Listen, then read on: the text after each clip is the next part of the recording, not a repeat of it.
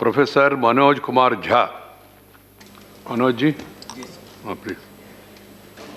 बैठ के भी बोल सकते, खड़े होकर भी बोल सकते। सर खड़ा होना चाहूँगा पीठ के सामने। खड़े हो जाइए। शुक्रिया सभापति महोदय, आपका बहुत बहुत धन्यवाद कि आपने महामहिम के अभिभाषण के धन्यवाद प्रस्ताव पर मुझे बोलने का मौका दिया। सभापति महोदय, दिक्कत ये है कि उनसे जिनसे होती है इंसान को हमेशा तकलीफ, वो समझते हैं कि वो असल अक्ल वाले हैं। माननीय सभापति महोदय, एक पंचतंत्र में एक कहानी है। एक चित्ररथ नाम के राजा हुआ करते थे। उनके पास एक विशाल सरोवर था और उस सरोवर में सर छोटे छोटे खूबसूरत हंस बहुत सारे थे। वो 6 महीने पे एक पंख गिराते थे और राजा को पंख दे देते थे। बीच में एक सोने का, तथाकथित सोने का के पंख वाला एक बहुत बड़ा पक्षी आया। उसने कहा मैं इस सरोवर में रहूंगा। छोटे पक्षियों ने कहा कि महाराज जी, तो हम सरकार को, राजा को देते हैं अपना पंख 6 महीने पे, आपके लिए यहां गुंजाइश नहीं है। वो सोने के तथाकथित पंख वाला पक्षी वो पहुंच गया राजा के पास। उसके सिपाह सलारों को कहा कि देखो, ये तो तुम्हारी बात नहीं मान रहे हैं और कब्जा करके बैठे हुए हैं सरोवर पे। राजा ने अपने सिपाही भिजवा दिए, सारे हंस मार दिए सर। और वो जो सोने के तथाकथित पक्षी, बड़ा विशाल पक्षी था सर, वो भी उड़ गया। मैं इसका संदर्भ छोड़ता हूं अपनी सरकार पर, सत्ता प्रतिष्ठान पर। अभी जमेगा, इंतजार करिए, अभी जमेगा। हमारे यहाँ बिहार में कहते हैं कि दूध में जोड़न ढंग से पड़े तो दही बढ़िया जमता। अभी जोड़न डाला नहीं है। माननीय सभापति महोदय, मैं अपने इस कथन को चंद खंडों में रखूंगा। पहला खंड होगा कि महामहिम के अभिभाषण का संदर्भ, उसका ऐतिहासिक महत्व क्या है। दूसरा, लोकतंत्र में आंदोलन की क्या भूमिका होती है। तीसरा, पीसफुल असेंबली के साथ कोई भी लोकतांत्रिक मुल्क कैसे डील करे। चौथा, आंदोलनों के और लॉ मेकिंग के बीच का क्या ताल्लुक है। और पांचवा, कि रिप्रेशन की कहां तक इंतहा होती है। सर, लोकतंत्र के 3 स्तंभों के बारे में हम सब जानते हैं। चौथे स्तंभ के बारे में तो मैं बोलूंगा भी नहीं। अगर वैसे आपके दोस्त हों जिस चौथे स्तंभ पर कि एक बड़ी धारा पर आप निर्भर हैं, तो आपको दुश्मन की जरूरत नहीं है। वो दोस्त ही आपका काम तमाम कर देंगे। वो क्या करते हैं, दिन भर कुछ भी मामला हो, लोग दुख में हो, लोग संकट में हो, लोगों की मौत हो रही हो, और शाम में चलाएंगे खालिस्तानी एंगल ऑफ किसान आंदोलन। सर, मैं कॉलेज का विद्यार्थी था। हमने देखा है कि पंजाब और पूरे मुल्क ने क्या भुगता है। हम सब सर, आप तो सक्रिय राजनीति में थे सर। सक्रिय राजनीति में आपने देखा कि पूरे देश ने, हमने सिर्फ प्रधानमंत्री नहीं खोया, हमने हजारों लाखों जाने गंवाई। कुछ तो सीखें इतिहास से। इतिहास दोहराता नहीं है, लेकिन इतिहास प्रेरणा देता है, इतिहास निर्देश देता है, और हम उन निर्देशों को सुनना नहीं चाह रहे। शाम ढले, खालिस्तानी जमा हो गए, पाकिस्तानी जमा हो गए, टुकड़े टुकड़े गैंग जमा हो गए, नक्सली जमा हो गए, माओवादी जमा हो गए। सर, सबसे बड़ा टुकड़ा टुकड़ा गैंग वो है जो अपने भारत माता की संतान की पीड़ा को करुणा से ना समझे, दंभ से देखे, गुरूर से देखे। दंभ और गुरूर लोकतंत्र की जुबान नहीं है। सर, आप लोग कहते हो, आप बहुत लोग नहीं, कुछ आपके मंत्रीगण हैं, माननीय सभापति महोदय, वो 303 कहते हैं कि 303 का आंकड़ा है। सभापति महोदय, इस सदन ने, इतिहास ने इससे बड़े आंकड़े देखे हैं। कहां बिला गए, कहां गुम हो गए, किसी को पता नहीं। आंकड़े नहीं इतिहास तय करते हैं, आंकड़ों के पीछे की संजीदगी और संवेदना इतिहास तय करती है। आपका हाई पॉइंट क्या है, आपका लो पॉइंट क्या है, आप फेल हो रहे हैं उसमें। और लाइटरमैन में कहूं, 303 नाम का एक राइफल हुआ करता था सर, उसकी सर्विस समाप्त हो गई है। उसकी सर्विस समाप्त हो गई है। सर, मैं एक चीज और कह करके फिर मूल बिंदु पे आऊंगा। मैकबेथ से बहुत चीज हम सीखते हैं। शेक्सपियर ने ना जाने अद्भुत चीज लिख दी है। टेम्परेंस बहुत जरूरी है सत्ता प्रतिष्ठान में। कद तब बढ़ता है जब पद की गरिमा को आप समझते हैं। Boundless intemperance in nature is tyranny. It has been the untimely emptying of happy throne and fall of many kings. Intemperance अगर आपके स्वभाव में आ जाए तो सर इसने कितने सिंहासन खाली करवा दिए, कितने राजाओं की घर वापसी करवा दी। थोड़ा सनद रहे, थोड़ा ध्यान रहे। Please. बोलो। That is not acceptable. माननीय सभापति महोदय, एक हल्के स्वर में एक बात कहना चाहता हूं। सेंट्रल हॉल का जिक्र जयराम रमेश जी कर रहे थे। वहां जब बैठता हूं ना तो दल से ऊपर लोग सोचते हैं। कई हमारे भाजपा के मित्रों ने पूछा कि क्या इस आंदोलन का स्वरूप क्या है, कैसे खत्म होगा। दिक्कत है कि सेंट्रल हॉल में तो आप पूछ लेते हैं, सदन में आप जुबान नहीं खोलना चाहते। मैंने पिछली बार जब यह बिल आया था कहा था कि दलों के दायरे और उस व्हिप से ऊपर निकल करके देखिए, किसान देख रहा क्योंकि उसने व्हिप जारी कर दिया है।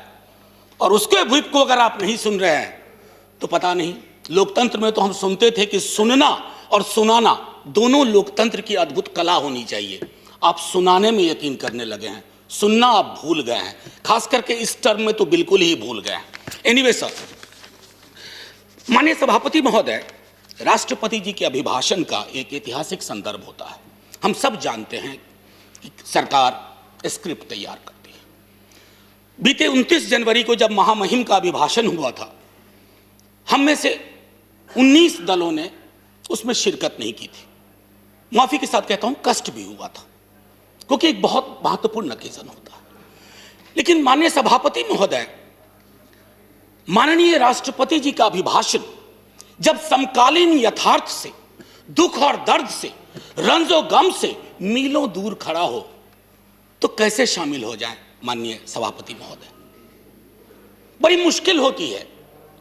सिंघू बॉर्डर, टिकरी बॉर्डर, गाजीपुर, और ये तो 3 महत्वपूर्ण केंद्र हैं छोटे छोटे हलकों में। अभी बिहार में नेता प्रतिपक्ष तेजस्वी जी और पूरे कम्युनिस्ट पार्टी और कांग्रेस पार्टी के साथियों ने मिलकर के मानव श्रृंखला बनाई, तो पूरे देश में कहीं ना कहीं चर्निंग हो रही है। और इस चर्निंग के पीछे का साक्ष्य क्या है? प्लीज, मैं एक आग्रह करूंगा सभापति महोदय, मैंने आज तक अपने सदन में कभी भी किसी पर टीका टिप्पणी नहीं की है, तो सदन की बहस में टीका टिप्पणी नहीं होनी चाहिए। बस इतना आग्रह है। सर, हमने तो वो इतिहास भी देखा है कि एक पार्टी जो 2 सीट पर सिमट गई थी वो कहां पहुंच गई आज। इसलिए ये इस चक्कर में ना पड़ा जाए। एनीवे सर,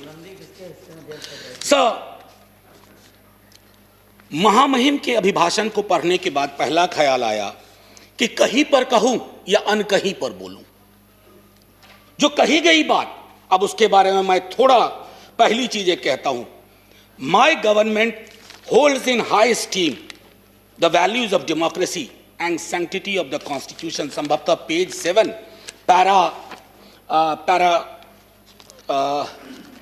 पैरा 25 होना चाहिए, मेरी मेमोरी अगर सर्व करती है सही। Yes, para 25। अब इसको सर व्यापक संदर्भ में देखना होगा कि my government values of democracy and sanctity of the constitution. हमने हाल के दिनों में जो भी देखे हैं वो संविधान से इतर देखा है। और वैल्यू ऑफ डेमोक्रेसी सर सिर्फ एक रेटोरिकल वैल्यू नहीं है। माननीय सभापति महोदय, मैं आपको कोट करना चाहता था लेकिन आगे रखा था, लेकिन अभी जहन में आ गया।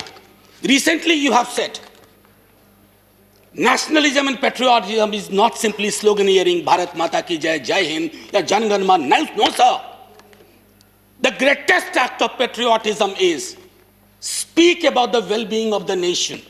And that does not mean that I should stand in the orchestra party of the government forever and always. You have not done it when you were in opposition. We shall not do it when we are in opposition. We'll support you. समालोचना करेंगे, लेकिन आप ये नहीं उम्मीद करेंगे कि आपके खिलाफ का हर एक शब्द, हर एक लफ्ज देशद्रोही है।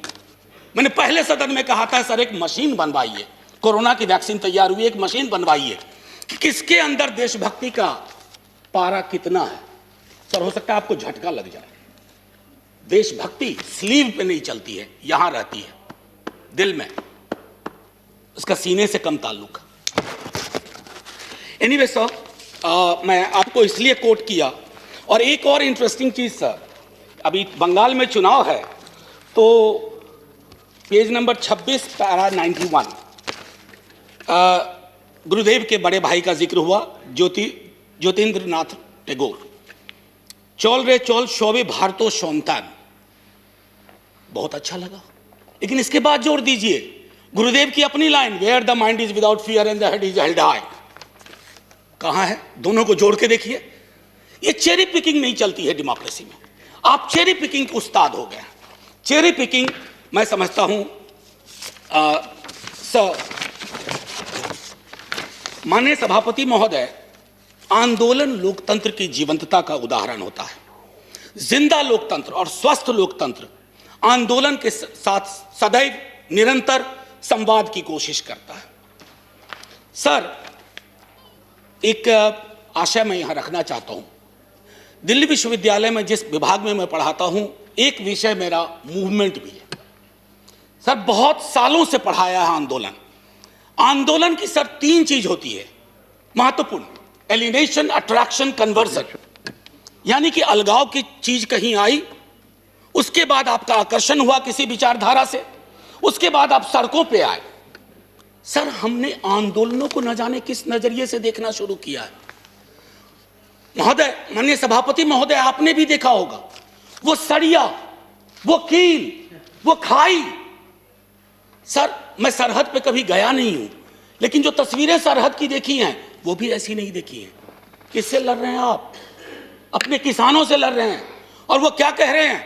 आपसे चांद नहीं मांग रहे हैं, अपना हकूक मांग रहे हैं। और हम में से किसी को यह मुगालता ना रहे, किसी को चाहे सत्ता पक्ष हो या प्रतिपक्ष हो, कि किसान और खेतीहर समाज की बेहतरी आप किसानों से बेहतर समझते हैं। नहीं, वो अपनी बेहतरी बेहतर समझते हैं। आप उनको समझाने चले कि तुम्हारे लिए हम कानून ला रहे हैं, बहुत बढ़िया कानून है। क्यों समझाने की जरूरत पड़ रही है? क्यों खालिस्तान पाकिस्तान टुकड़े टुकड़े एंगल लाने की जरूरत पड़ रही है?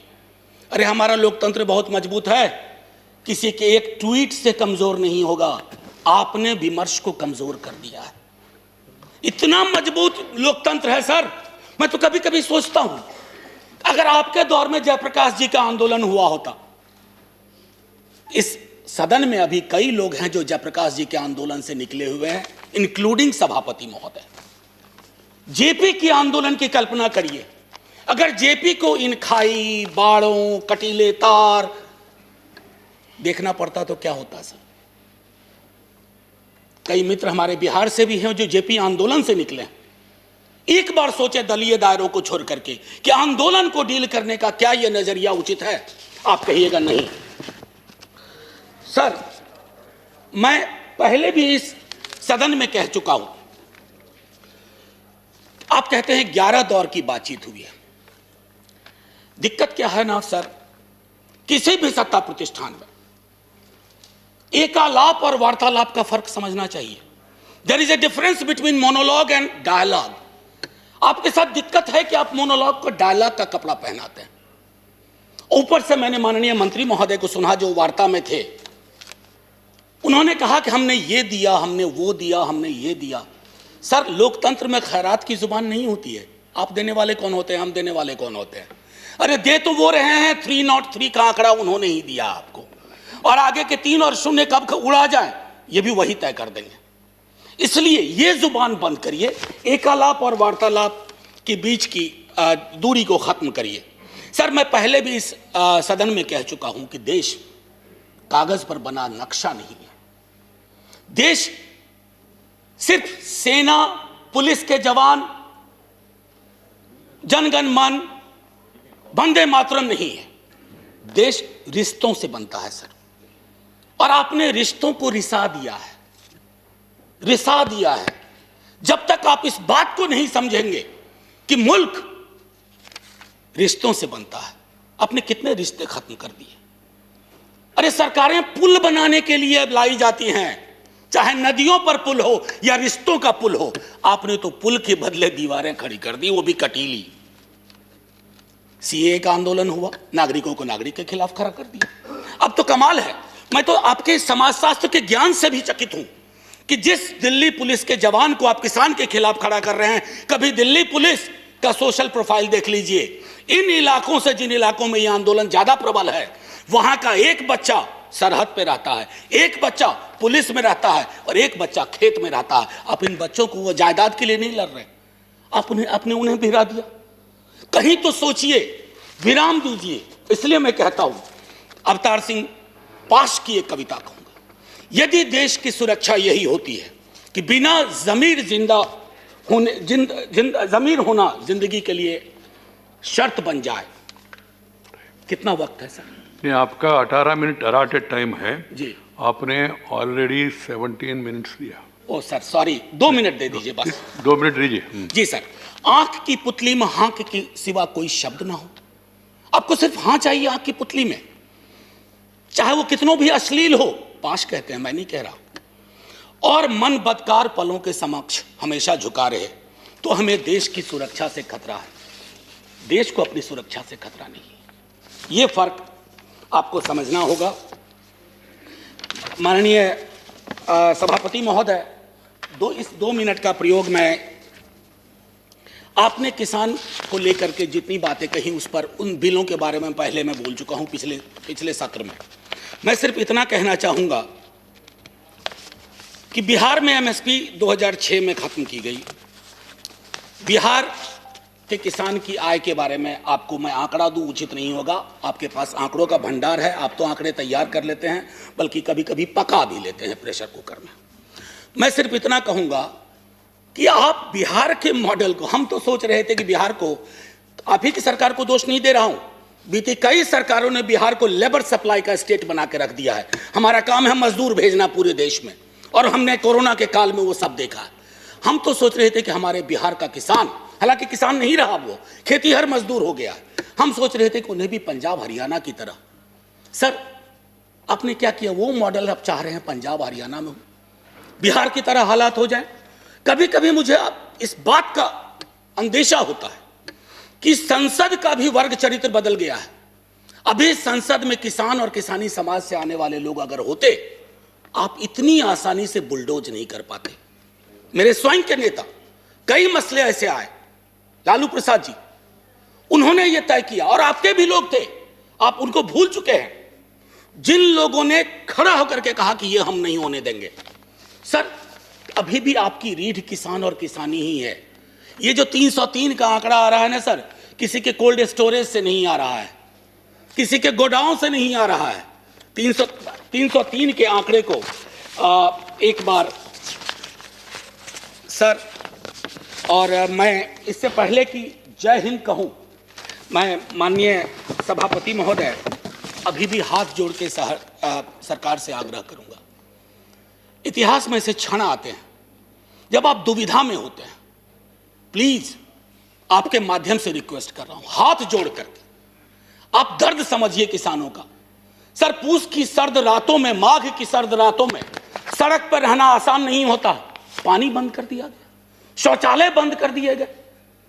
सर इस तरह के पोजीशन, इस तरह का अग्रेसिव पोस्चर हमने तो अपने कुछ पड़ोसी मुल्कों के लिए भी नहीं सुना, जो अंदर तक आ गए।